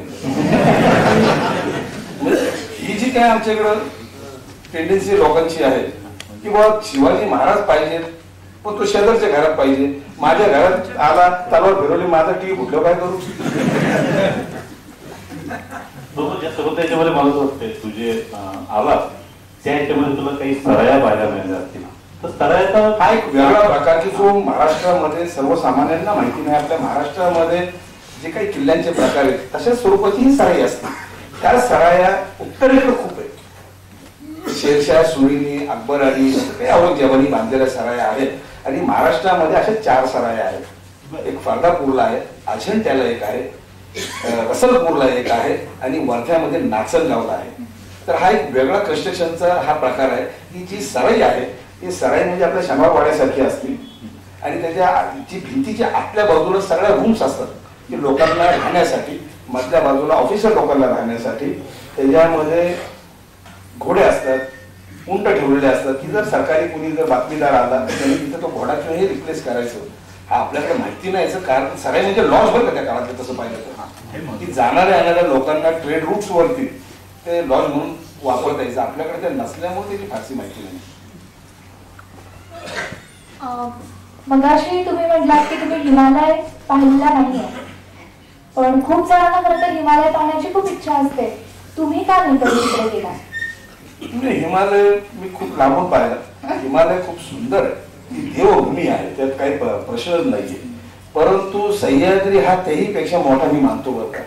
आणि खूप पूर्वी असं बोलता बोलता मला एकदा असं आठवतंय की रमाकांत पाळंदे जे होते माझे खूप चांगले मित्र होते ते, आणि बोलता बोलता मला रमाकांत पाळंदे असं म्हणाले की आपल्याकडे लोक ट्रेकिंगला सुरुवात करतात, 2-3 वर्षे करतात, हिमालयात जातात, हिमालयाचं वैभव पाहतात, त्यांना हिमालयाची आवड निर्माण होती आणि मग सह्याद्रीकडे दुर्लक्ष होतं आणि सह्याद्रीचा अभ्यास कोणी पूर्ण करत नाही. आणि त्यावेळेस मी एक निश्चय केलेला होता की आपण काही झालं तरी सगळं लक्ष या सह्याद्रीवर ठेवायचं आणि सह्याद्रीच पूर्ण करायचं. म्हणून मला हिमालयाचं कधी असं आकर्षण वाटलं नाही आणि मी नंतर कधीही एकही मोहिमेत कधी गेलो नाही हिमालयात. एकच गोष्ट की फक्त आम्हीच प्रश्न विचारणार होतो असं काही नाहीये. तुमच्या मनामध्ये जर का प्रश्न असतील तर ते कागदावर लिहून इकडे पाठवा, आपण ते सुद्धा विचारणार आहोत. म्हणजे या ह्याच्यामध्ये आम्हाला तुम्हाला सहभागी करून घ्यायला निश्चितपणे आवडेल. आणि मला असं वाटतंय की मुलाखत आपली रंगती आहे, अजूनही थोडा वेळ चालणार आहे. चालेल ना? नक्की. सरांचा जो उल्लेख केला असतो, आग्र्याचा किल्ला आहे किंवा उत्तरेकडचे जी किल्ले आहेत, भुईकोट किल्ले आहेत, त्याच्यामध्ये मी सुद्धा जे पाहिले मला एक थोडंसं असं जाणवलं होतं की कुठेही तिथे लॅट्रिनची व्यवस्था नाहीये. आणि ऑन आपल्या महाराष्ट्रात जे किल्ले आहेत म्हणजे जसं शिवाजी महाराजांनी बांधलेले आहेत, मग तो राजगड असेल किंवा भोजरगड असेल, त्यातली जी मलनिस्सरणाची जी व्यवस्था होती मला वाटतं ती अत्यंत महत्वाची होती की त्या गोष्टीकडे महाराजांचं लक्ष होतं. कसं फरक जर असा आपण पाहिला उत्तरेकडे पण लॅट्रिनची व्यवस्था आहे बरं का. लॅट्रिनची व्यवस्था नाही असं नाहीये, गरज सगळ्यांना आरोग्याबरोबर होती, पण ते किल्ल्यात त्याच्या घरात होती. लक्षात आलं का? त्याच्या घरात होती आणि तो जो महिला आहे हा कुणीतरी माणूस तो डोक्यावरती घेऊन वाहून तो बाहेर ते सगळी साफसफाई ठेवल्या जायची. शिवाजी महाराजांनी आज ही सिस्टीमच कट केलेली आहे की शिवाजी महाराजांनी बांधलेले जे संडास आहेत हे सगळे तटबंदीमध्ये बांधलेले आहेत. आपल्या राजगडला, रायगडला आणि किल्ल्यांवरती हे सगळं बघायला मिळतं की ते बांधलेले आणि मलनिसर्गाची व्यवस्था ही नैसर्गिकरित्या ती तशी डेव्हलप केली की त्याला ऍडिशनल कुणी माणूस म्हणजे आज आपण काही जमातींना तेवढ्यासाठीच राबवतो तर ते अत्यंत गैरच आहे. परंतु महाराजांनी तसली भानगडच ठेवलेली नव्हती काय. मला असं वाटतं की तुझी आणि माझी मैत्री जवळजवळ 25 वर्षाची आहे. तू सर्वांसाठी भाऊ म्हणून ओळखला जातोस, पण त्या अर्थाने तो डोंगर भाऊ आहे सगळ्यांचा. कारण डोंगरातला जो भाऊ तो डोंगर भाऊ.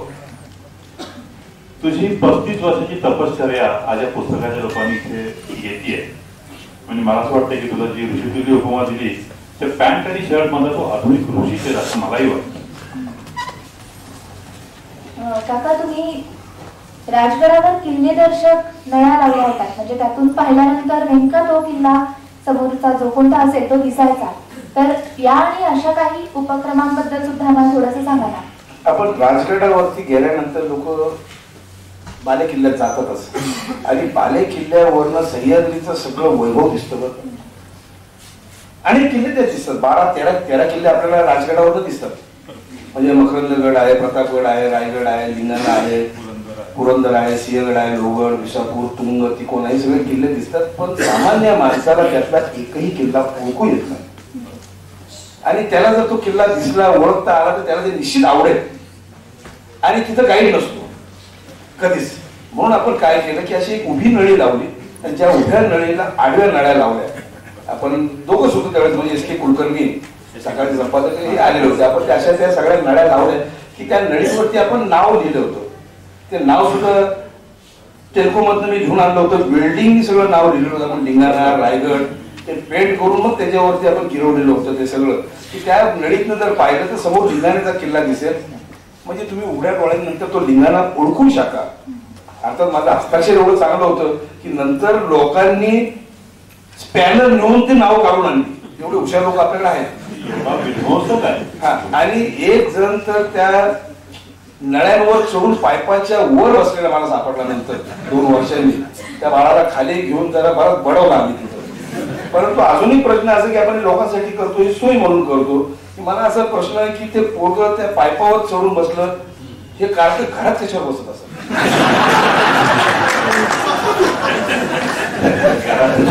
काय आपल्याकडे किती वृत्ती आहे, वृत्ती आहे ती बरोबर नाहीच आहे. आणि मला आठवत आहे की त्याच्यानंतर जेव्हा दुसऱ्या वर्षी आपण गेलो होतो त्यावेळेला समोर पुरंदर किल्ल्याचं जे भूखंड आपण पाहिलं की दिसायचं दुसरा कुठला तरी किल्ला. अशी परिस्थिती त्यावेळेला झालेली होती घरी.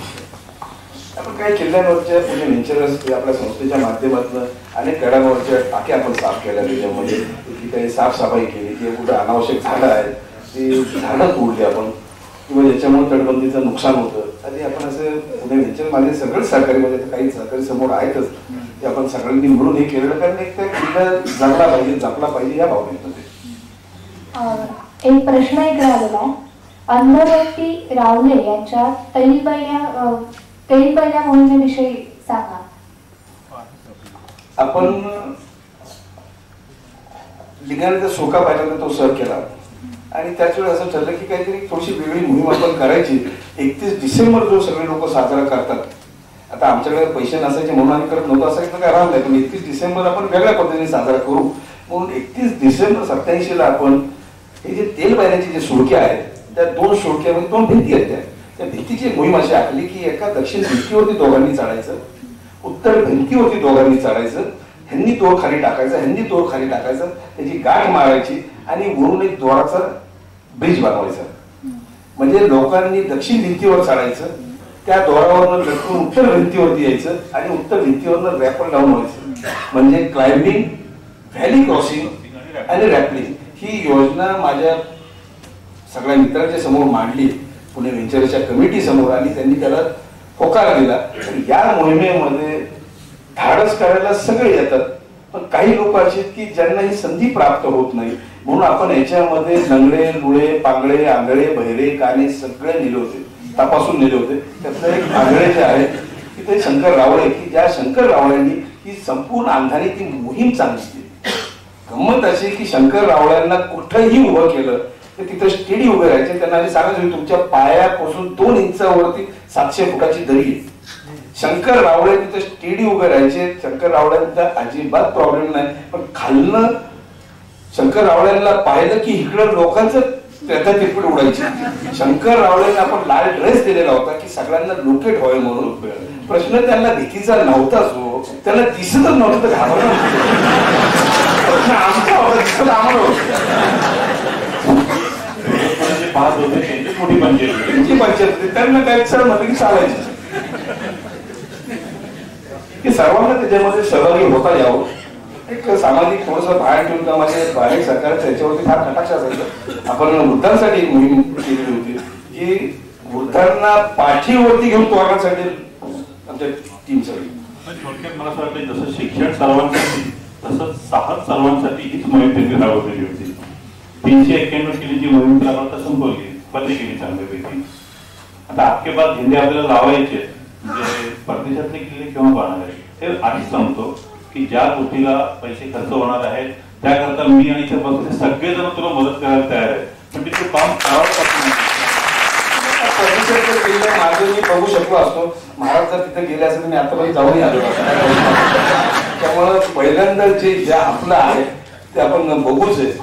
हे आता कसं झालं, हे आमचं जसं शिक्षण चाललंय ना, शिक्षण शास्त्र जे आहे शाळेत शिकवल्यासारखं, माझ्या गेल्या 20 पिढ्यामध्ये अमेरिकेत कुणी गेलेलं नाही आणि पुढच्या 25 पिढ्यांची शक्यता कमी आहे. तरी मला अमेरिकन राज्यक्रांती शिकवतात तिथं, रशियन राज्यक्रांती शिकवतात, फ्रेंच राज्यक्रांती. मला महाराज शिकवा ना. आणि ते महाराज ज्या वयात कळतील त्या वयात शिकवतात. राजा शिकून उपयोग नाही, सावरकर शिकून उपयोग नाही, भगतसिंग शिकून उपयोग नाही. तो त्या मुलाला कळायला लागेल त्यावेळेस जर शिकवलं तर याच्यामध्ये निश्चितच फरक पडेल. मगाशी बोलताना उल्लेख केला होता की जवळजवळ 22 वर्ष टेल्कोमध्ये होतात आणि ते सुद्धा वेल्डर म्हणून होतात. म्हणजे वेल्डर म्हणजे काय, तर दोन धातू जोडण्याचं काम करणारा माणूस त्याला ते वेल्डर म्हणतात. म्हणजे माझ्या समजुतीप्रमाणे ही व्याख्या असावी. पण धातू जोडण्याबरोबर मला असं वाटतं तू माणसं जोडण्याचं सुद्धा काम केलेलं आहे आणि ते सर्वात महत्वाचं काम आहे तुझं. न तुटणारी मैत्री ही त्या भक्कम वेल्डिंग सारखीच असावी, त्या पद्धतीचे अनेक मित्र तू निर्माण केलेले. म्हणजे मागाशी मी सांगितलं ते आता परत सांगू असं वाटतंय. आणि त्यातूनच अजूनही सर्वात शेवटचं आणि महत्वाचं काम म्हणजे त्या 391 किल्ल्याचं जे वेल्डिंग आहे ना, ते मोठ्या प्रमाणात करून ते एका पुस्तकात ते घातलेलं आहे की आज हा संदर्भ ग्रंथ मला असं वाटतं की महाराष्ट्राचं भूषण म्हणून ठरणार आहे. आणि असा सुंदर ग्रंथ निर्मिती केल्याबद्दल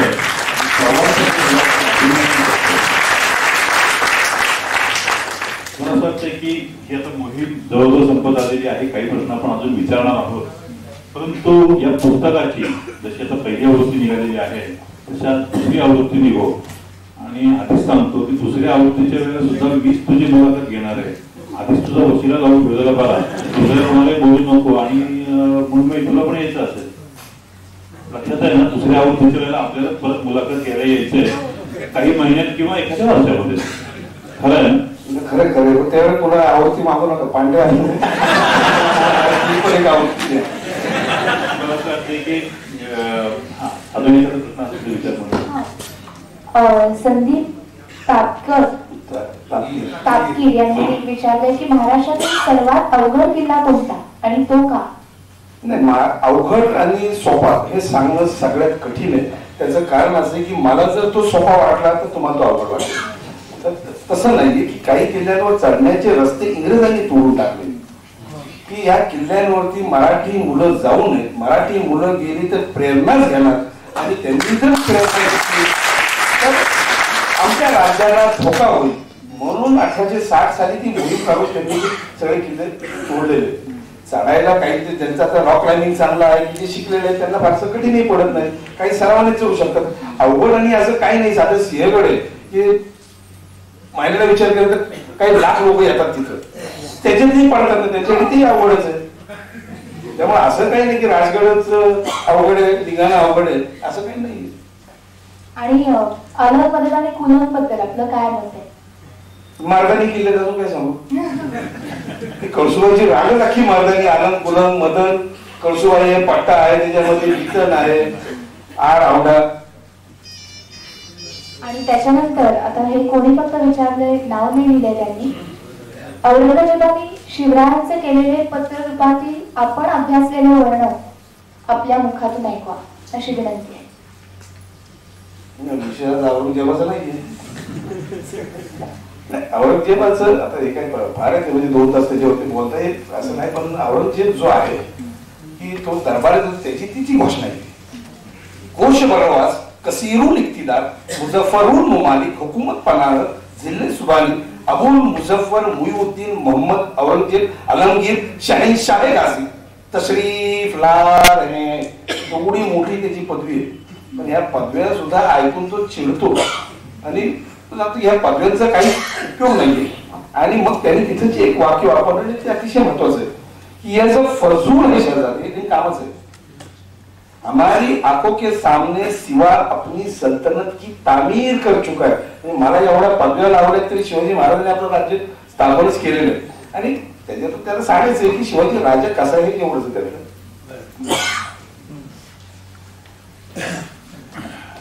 खरं म्हणलं तर गमत अजून याच्यात मला म्हणजे असं सांगावं वाटतं की आई आमची प्रोत्साहन द्यायची, पण शाळेला दांडी मारली की बाळवायची. आणि कसलं सारख्या किल्ल्यावर राहतो अशी म्हणूनही तिची असायची. आई आमची पंढरपूरच्या यात्रेला पण जायची. मामी आई पंढरपूरवरनं येत असताना त्या गाडीमध्ये 2 समोर पोरं बसलेली होती आणि त्यांचं काहीतरी ट्रेकिंगवर गप्पा चाललेल्या होत्या. त्या ट्रेकिंगवर गप्पा चाललेल्या असताना ते आईने सांगितले माझा मुलगा रायगडला जातो नेहमी. तर तो मुलगा म्हणला बाई मग तुम्ही पंढरपूरला कशाला येतात? त्याला रायगड बघितला की 100 पंढरपूरचं पुण्य. आई आल्या आल्या म्हणजे मुलगा तुला कळत नाही मला रायगडला न्यायचं. तुला म्हणजे आईला रायगडला नेल्यानंतर सगळे कोणी माफ झाले म्हणजे त्याच पद्धतीने विरोध मला केला नाही. मुलाखतीतला काही भाग हा वगळायचा असतो. ते तुमच्या लक्षात आलं असेल की शाळेला दांडी मारणे हे जे प्रकरण आहे ते कृपया पालकांनी विसरून जावं. असं कसं त्यांच्यासाठी फार महत्वाचं आहे. म्हणजे आम्ही नाही ते तुमच्या इंटरनल घराचा प्रश्न दांडी माणूस केलेलाच आपण काय माझं काही म्हणून राजगड तांत्रिकदृष्ट्या जगात पहिला आला तो का आणि कसा? नाही याला काही मोजमाप नाही. कुणी लिहिलेलं मला माहित नाही. त्याला कुठे म्हणजे अथेंटिक काय आहे मी कधी वाचलेलं की राजगड पहिला आला सांगताना आपले लोक सांगतात हॉलंडमध्ये मॉडेल आहे. मी कशाला हॉलंड जाऊन बघतोय? राजगडाचं कन्स्ट्रक्शन जर तुम्ही पाहिलं तर असं आपल्या लक्षात येईल की राजगडाला 3 माच्या आणि बाले किल्ला स्वतंत्र आहे.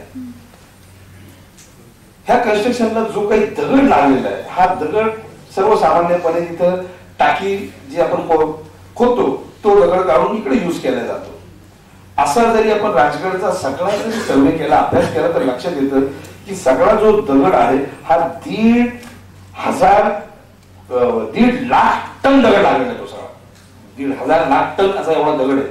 आणि एवढा दगड हा तिथून कुठूनही काढण्याचा आपल्याला दिसत नाही. तो जो काढलेला आहे तो फक्त 15% दगड काढलेला आहे. मग हा उरलेला दगड आणला कसा कुठून आणला आणि म्हणून तो राजगड अद्भुत असे बघा. व्हर्जिनिया फास नावाच्या एक बाई अमेरिकेतल्या आलेल्या होत्या.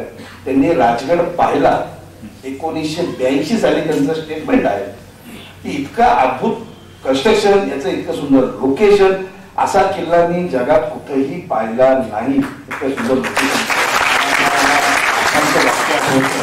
गडांचा राजा आणि राजांचा गड असं ते राजगडाचा उल्लेख करायचे. मला कल्पना अशी आली की अमेरिकन बाई ही आहे ही सांगते त्या पुस्तकात इथे सगळीकडे चर्चेचा विषय होतो की राजगड किती चांगला आहे. पण हीच गोष्ट शिवाजी महाराजांनी 350 वर्षापूर्वी ओळखली होती म्हणून तर 24 वर्ष राजधानी ठेवली होती. तर लोकेशन त्यांना त्याच वेळी कळालेलं होतं की ते आम्हाला कळालं नाही.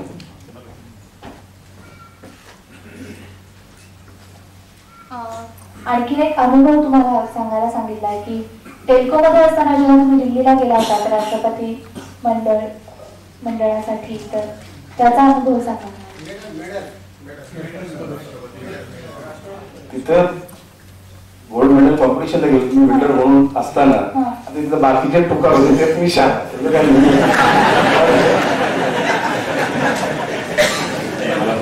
काहीतरी मोठं काम असावं तर प्रश्न विचारणाऱ्यांनी ते जाणीवपूर्वक विचारलं. माझे मित्रच आवाज लागतं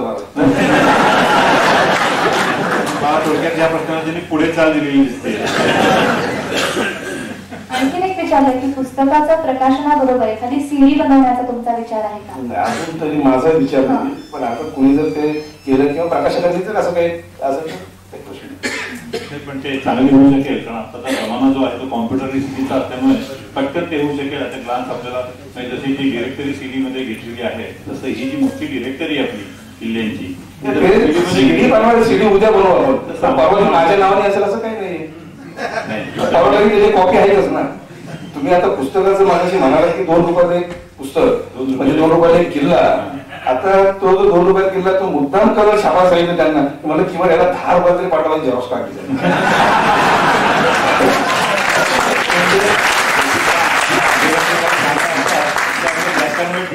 सुद्धा समाधान मानून घेते. कोण कशात समाधान माने कोण कशात माने त्याला आपण काही करू शकत नाही. पण मला असं वाटतं की जेव्हा ते झेरॉक्स करावीशी वाटते त्याचाच अर्थ ते खूप पुस्तक चांगलं आहे असं त्याचा अर्थ होतो. नाही तर दुसऱ्या पुस्तकाची झेरॉक्स कोणी काढणारच नाही ना. त्याच्यानंतर सोबणींनी तुम्हाला असं सांगितलंय किंवा मला मुद्दामून वाचून दाखवा असं वाटतं की आपण अंध अपंग इत्यादी व्यक्तींना गडदर्शन घडवलं म्हणजे आपण दुसरे श्रावण बाळच होता.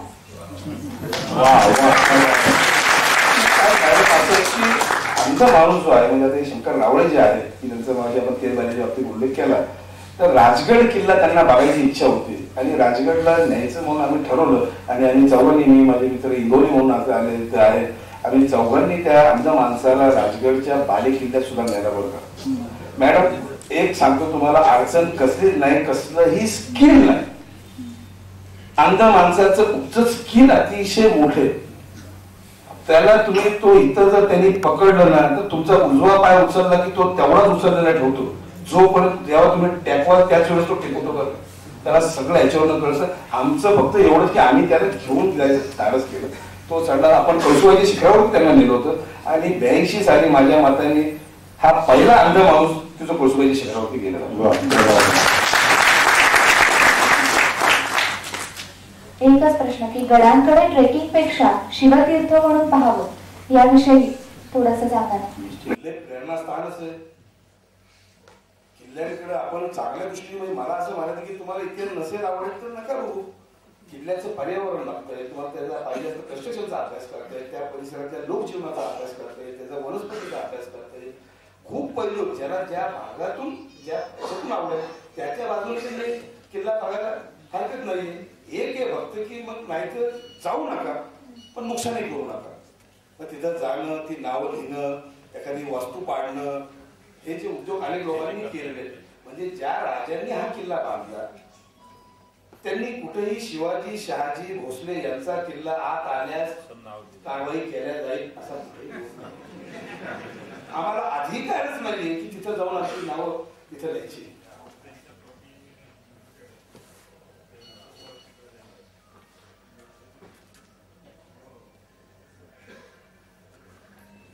अतिशय चांगली सूचना आहे, मलाही आवडेल. आपण ऐकूयात इतके मोठे साहसवीर आणि दुर्गम महर्षी म्हणून आम्हा सर्वांच्या पुढे आहात. आज आई या कार्यक्रमाला उपस्थित असतील तर आपले आई आणि बाबा यांना स्टेजवरती आमंत्रित करावे आणि त्यांच्या दर्शनाची भाग्य आम्हाला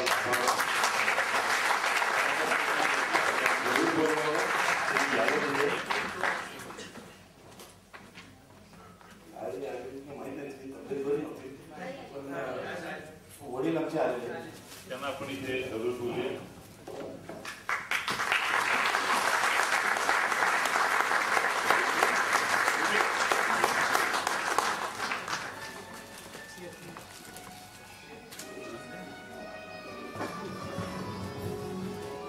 जाधवला सोडायला नाही इथे.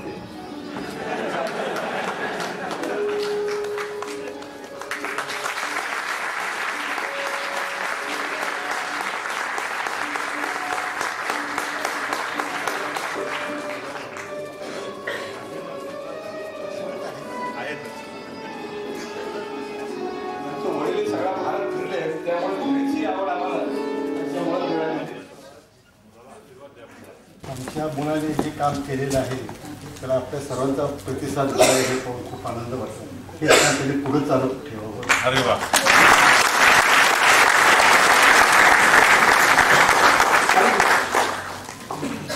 छान गात असतो, वादक छान वाद्य वाजवत असतात, इतरही साथ संगतीला असतात.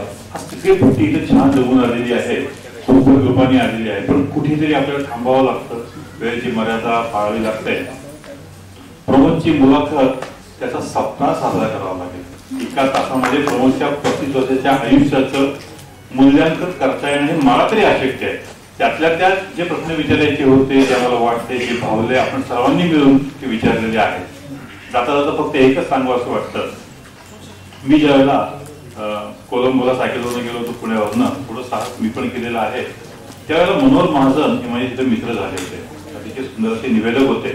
त्यांनी आमच्या बाबतीमध्ये जे सोर तो सगळ्यांनाच लागू होतो ते शेर मी फक्त सांगतो कारण तो अगदी चपलक असा बसणारा आहे.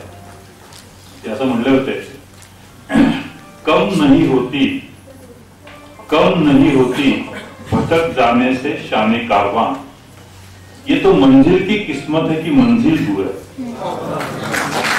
मनपूर्वक धन्यवाद आपल्या सर्वांना, प्रमोदला, शाहू महाराज आणि इतर सर्वांना मनपूर्वक धन्यवाद देऊन आजचा कार्यक्रम संपला असं जाहीर करतो. एक छोटीशी गोष्ट राहिली ते म्हणजे आभाराचं गोड काम करण्यासाठी मी प्रकाशक गुलाब सपकाळ यांना स्टेजवर आमंत्रित करते.